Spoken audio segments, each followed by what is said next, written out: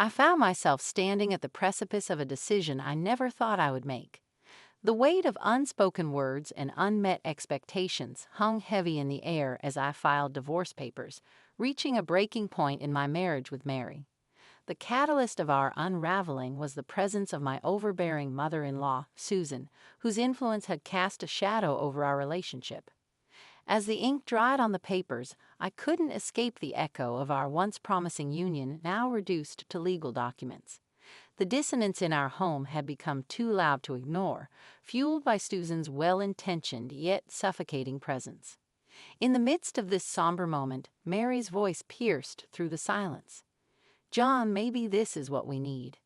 A chance to breathe without the weight of her expectations." I nodded, the gravity of the situation settling on my shoulders. "I just want a chance at a different kind of happiness, Mary. One that doesn't come with constant scrutiny." Our dialogue lingered in the air, a mixture of sadness and acknowledgement. The decision was made, the papers filed, and the trajectory of our lives altered forever. Little did I know, this pivotal moment would set the stage for a journey of self-discovery and resilience in the face of unforeseen challenges. Amidst the echoes of our crumbling marriage, Mary and I sought a fresh start by moving to a high-rise condo. Our hope for a renewed beginning, however, was swiftly disrupted by an unexpected twist. Susan, my overbearing mother-in-law, decided to move in with us. Tensions brewed beneath the surface, and the once promising path toward reconciliation transformed into a journey of inevitable separation. The high-rise condo, once a symbol of hope, now echoed with the strained silences of unspoken disagreements. Susan's influence cast a shadow over our every interaction, turning our shared space into a battleground of conflicting emotions. One evening, as the tension reached its peak, Mary confronted Susan. "This was supposed to be our chance at a fresh start. Mom, your constant presence is suffocating us." Susan, her voice tinged with hurt, responded, "I only want what's best for both of you. If my presence is causing more harm than good, maybe it's time for me to reconsider." The words hung in the air, a heavy acknowledgement of the strain that had settled among us. As the conflicts intensified, the once shared dream of a harmonious life in the high-rise condo crumbled, paving the way for the eventual unraveling of our marriage. In the midst of this turmoil, I found solace in the idea of embracing change. "Maybe, Mary, we need to explore separate paths for a while. Find ourselves outside the shadows of expectation." Our dialogue became a pivotal moment, a step towards acknowledging the need for individual growth.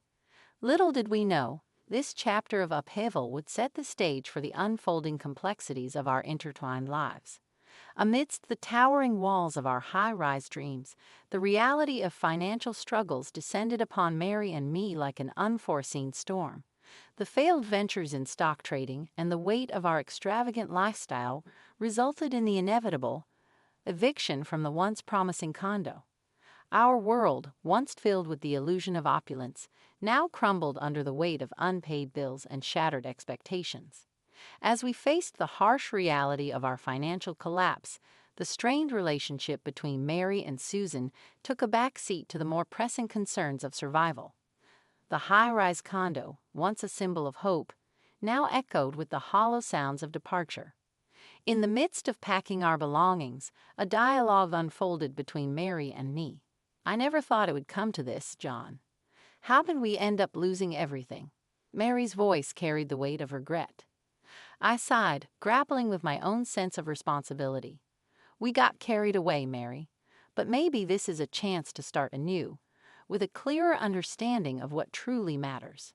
As the last box was sealed, Susan approached us, her expression a mix of concern and regret.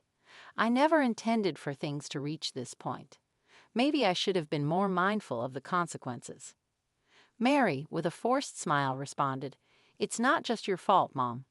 We all played a part in this. Now we need to focus on what's next." With the weight of our former life left behind in the empty rooms of the high-rise, we embarked on a journey into the unknown, a journey that would test our resilience and redefine the meaning of happiness. Little did we anticipate the challenges and triumphs that lay ahead as we faced the uncertainties of an uncertain future. In the wake of our financial collapse and the echoes of our high-rise dreams, a semblance of resilience stirred within me.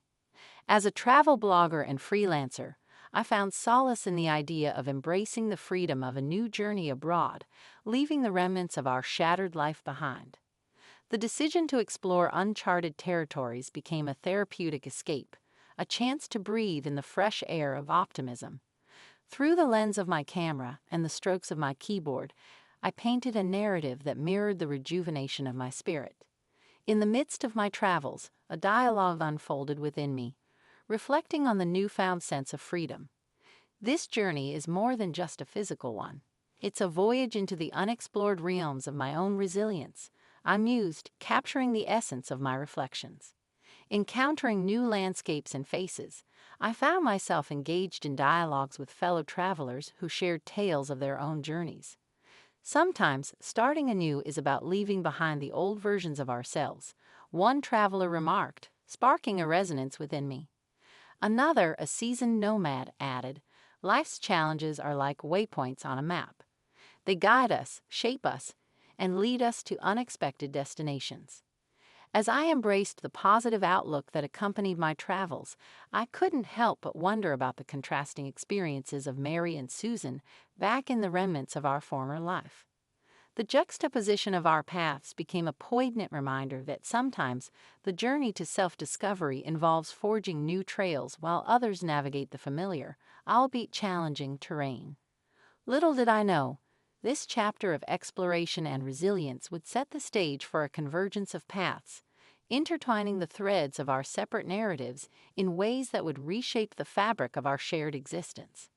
In the shadows of my travels, Mary and Susan grappled with the stark realities of a dilapidated house. The once luxurious high-rise condo now seemed like a distant memory, replaced by the echoes of financial difficulties and the strain of rebuilding in a less than ideal setting. Within the worn walls of our former residence, Mary found a resilience of her own. A dialogue unfolded between her and Susan, reflecting on the challenges they faced. "It may not be the life we envisioned, Mom, but there's a strange sense of freedom in simplicity," Mary remarked, her hands stained with paint from attempting to breathe life into the dilapidated walls. Susan, navigating the unfamiliar territory of financial constraint, responded with a mix of acknowledgement and determination.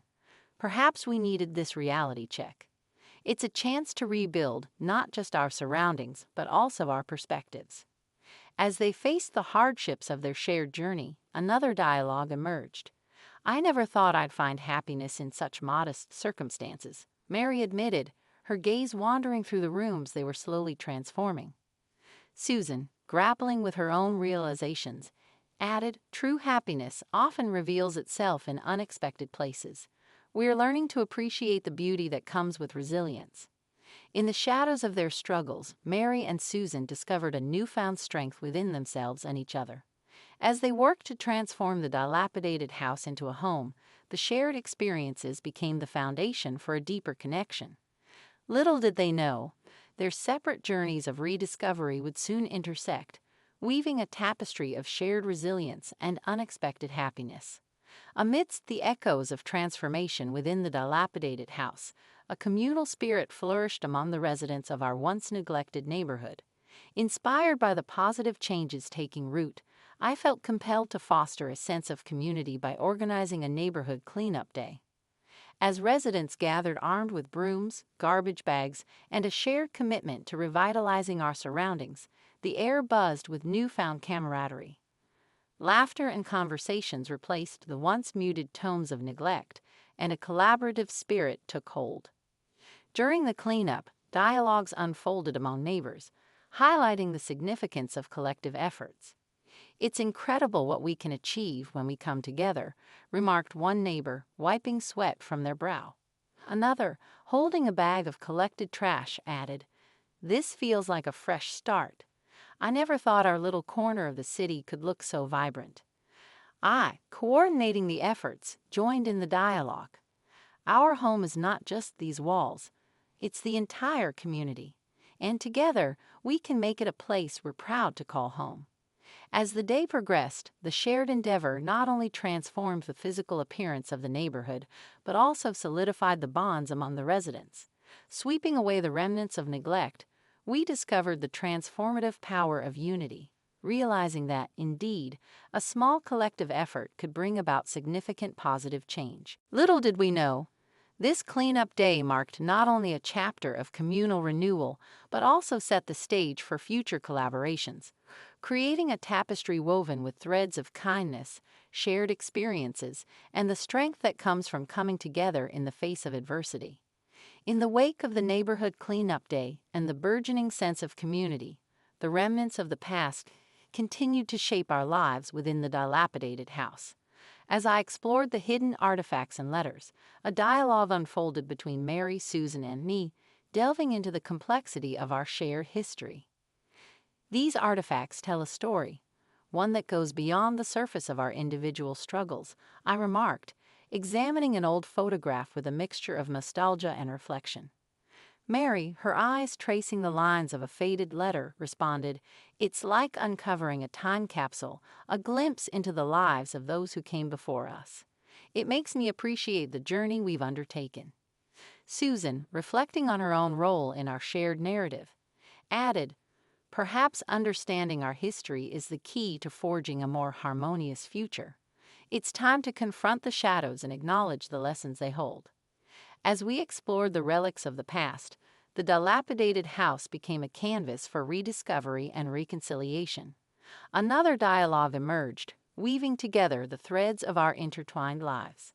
Our journey is not just about individual growth, but also about healing the wounds that have shaped us, Mary expressed, her voice carrying a sense of resolve. Susan, acknowledging the complexities of familial ties, replied, "It's never too late to mend what's broken." Our shared experiences, both joyous and challenging, have brought us to this moment of reckoning. In the fading light of our exploration, the artifacts and letters became more than just remnants of the past. They became catalysts for healing and understanding. Little did we know, this pivotal chapter would pave the way for a collective journey of self-discovery, intertwining our paths in unexpected and meaningful ways. In the aftermath of rediscovery and reconciliation, a new chapter unfolded, marking the culmination of our collective journey.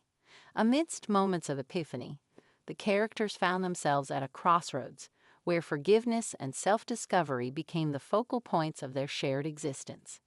During a heartfelt dialogue, Mary expressed her newfound perspective. "We can't change the past, but we can shape our future. It's time to let go of resentment and embrace the possibilities that lie ahead." Susan, reflecting on her role in the family dynamic, replied with a sense of humility, "I've come to realize the impact of my actions. Now I want to contribute positively to our shared story." As the characters navigated the delicate intricacies of forgiveness and growth, another dialogue unfolded, revealing the depth of their transformation. "Our journey has been a tapestry woven with threads of adversity and triumph.